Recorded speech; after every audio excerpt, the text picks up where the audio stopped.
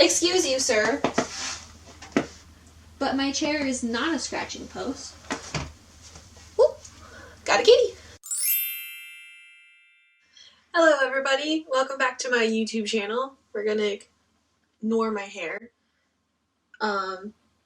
This video is going to be me telling you my Contemporaryathon TBR, because I decided to participate in Contemporaryathon. This is round 5, I believe. I know it's hosted by Chelsea Doling and someone else, and I decided I wanted to do it. So here we go. These are my books that I plan on reading to hit the prompts, which we're just gonna start out right off the bat. I read The Unhoneymooners, if you saw my other vlog, and I should have waited because this book hits like 5 of the prompts in this reading a-thon, and I'm upset. So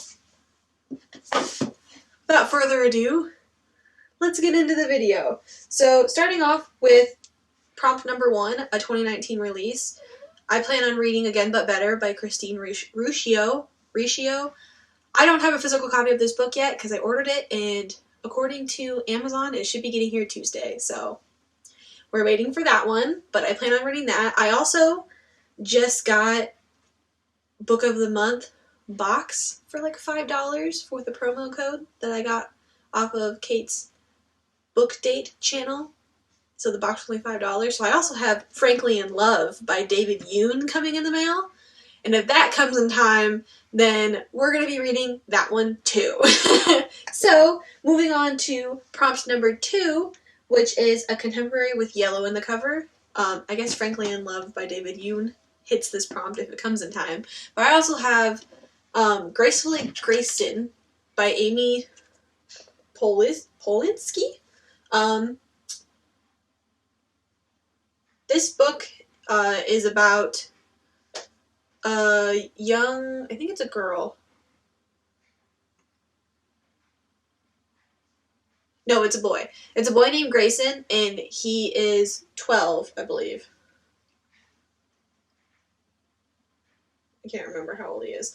It's a boy named Grayson, and he is a girl in the wrong body. And so it's pretty much just like his struggle with trying to open up with his family and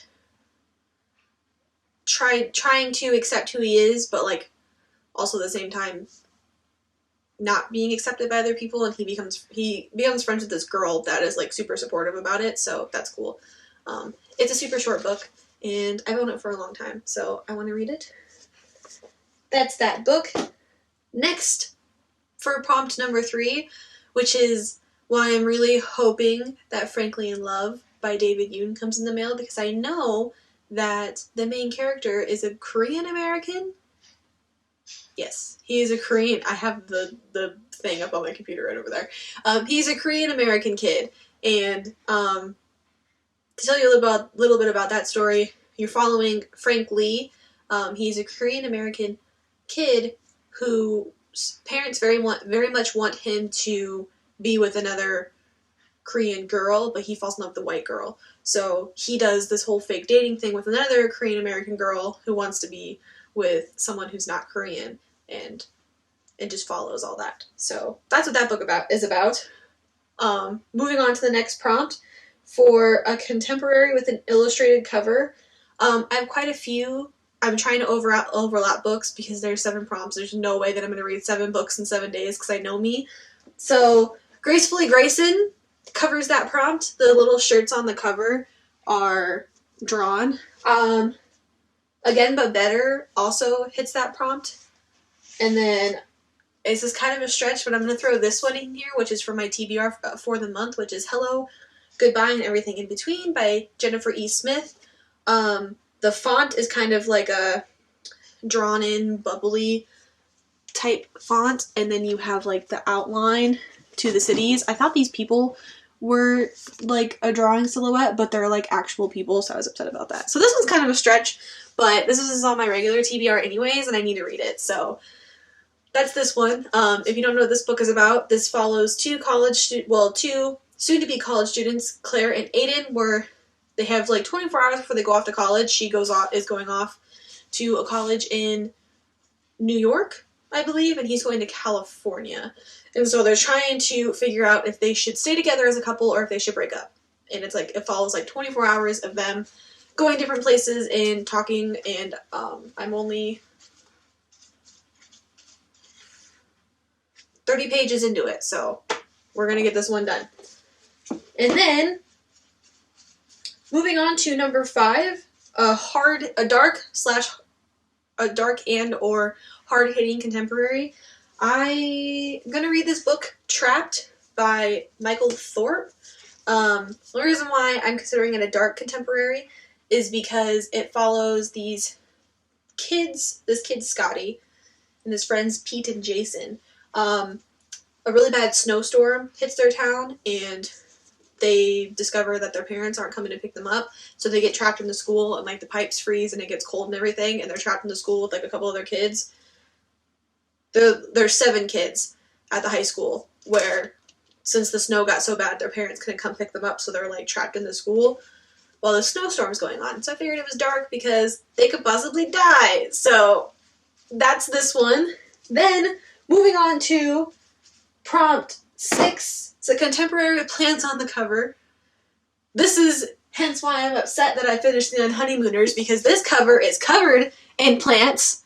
Look at this. There's plants all over here. There's plants on the spine. There's plants on the back. And I already read it. So, yeah. So, this one's kind of a stretch, but again, but better, has very small silhouettes of trees in the background of the cover. And I'm counting it. So, Again But Better by Christine, which I just realized I haven't explained what that one's about yet. That one is, I don't really know if I even have a good explanation for what it is. Christine always calls it a coming-of-age novel. It's like a rom-com following a girl, Shane, where she studies abroad in Paris and falls in love and stuff. So, I mainly want to read it because I have a goal of supporting everybody on booktube/YouTube/authortube that are smaller creators that have books published. Okay, hi, this is Editing Kara here. I need to push my glasses up. I'm eating pizza.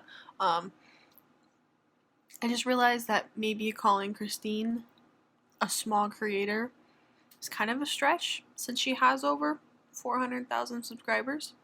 So I just thought that I would just throw this in here. It's a little disclaimer that I understand that she's not really a small creator. But I'm still going to support her because I already bought the book. So, let's continue with the video. And, yeah, so that's why I'm reading that one. And then the last prompt that I have is number 7, which is a contemporary that is beloved by a member of the book community. You have to shout out the creator. I know that Jen's bookshelf, I will link her down below. She's lovely. I just found her channel 2 weeks ago. She read Again But Better, and she loved that book. So, I'd say Again But Better is beloved by her. But then also, Jesse at Jesse the Reader recently read Frankly in Love, and he loved that book. So, if I get Frankly in Love in time, then that book hits that prompt too. Excuse you, sir. But my chair is not a scratching post. Whoop! Got a kitty.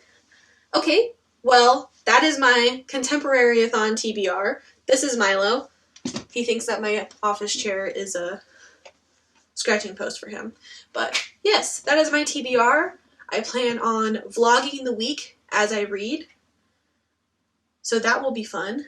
And I only have 3 physical copies of the books, but these ones are all pretty short. I think Again But Better and Frankly in Love are the longest ones, and I really think that it's going to be a stretch for Frankly in Love to get in by the time, but Again But Better should be here, and if it isn't here, I'm going to be very upset.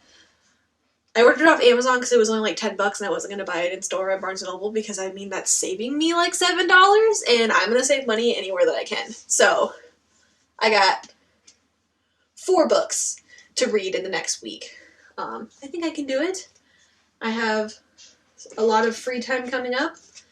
I am doing all of my laundry today and all of my cleaning today, so I don't have to do it next week, so I can read. So, ignore the crumpling in the background. Milo found something behind my filing cabinet he wants to play with, but yeah, that is the end of this video. Thank you so much for watching. Please like this video if you plan on participating in Contemporaryathon, and if you do and you plan on vlogging it, leave me a link to your channel in the comments below, because I love watching reading vlogs. And yeah, go ahead and subscribe to my channel if you want to see my reading vlog. If not, I understand. But yeah, bye!